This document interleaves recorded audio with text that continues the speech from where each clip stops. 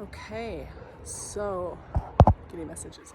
I'm just finishing up day 3 of 3 full days of an immersion retreat with a couple in beautiful San Miguel de Allende. This is my little rooftop here. I'm gonna go catch the sunset. But anyway, just while it's alive in me, what a day and what a 3 days we've had. People always ask me, well, what happens in an immersion retreat? What happens day 1? What happens day 2? There's no way we could have planned exactly what was going to happen day 1, day 2, or even today when I came into day 3. I had a whole different plan, but we move with what's arising. And essentially, we start with creating the safety. Like day 1 of the immersion, oh nice, some bell is happening, is safety, because people have called me because there's crunchy places, there's places of contraction in their relating. So we want to bump up against those so we could like kind of look at those and dive into what's arising. But before we can do that, there has to be safety. So first safety with me, like, do we feel safe with Connie? What are we going to be doing? Where are we at? What's our, so just, it could be communication practices, somatic practices, touch practices, that it's kind of my responsibility to kind of feel into the situation, into the people. Like, how do we create safety with me and with each other as we continue to push buttons or kind of go into the places where it might be crunchy, that happens, the patterns and habits that happen back at home.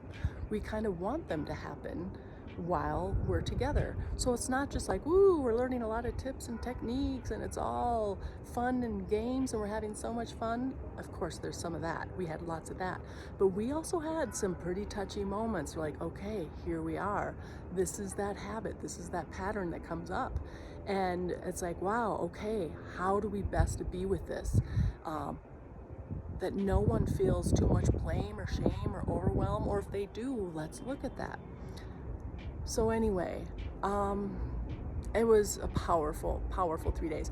And we don't, the timing, it's not like, well, you get 2 hours in the morning and 4 in the afternoon. When you have me for an immersion, you have me completely for those 3 or 4 days. And of course, I set my own boundaries and we co-create and collaborate in what those hours are going to be. But we took lunch completely differently today than we did yesterday because we decided we needed more time. We did this practice before that practice, and so there's no way of knowing exactly what's going to happen each day. Just really trusting. That's why it really comes down to trusting me a lot too, that I'm going to be able to read the energy and the situation and have a lot of tools in my pocket to know it's like, this is what's needed now. Or to like, okay, that wasn't the right one. This is what we need to do next. Let's go back over here. So it got tough at moments today, but in the end we had some sensation items and we played with the different blueprints, and we brought in so much more joy and connection again. So I am going to come back again tomorrow to kind of, how do we integrate that all? How do we kind of wrap that all up? Because these patterns will come up again when they go home. So we want to be able to kind of have a plan, and I'm going to be supporting them virtually when they go home too, because habits and patterns will reappear. So it's been an amazing immersion. They always are. So anyway, just if it's something you're considering or thinking about, reach out and let me know. And if you want to go to San Miguel de Allende, it's been delightful. I'm looking forward to going to a new favorite place to check out dinner.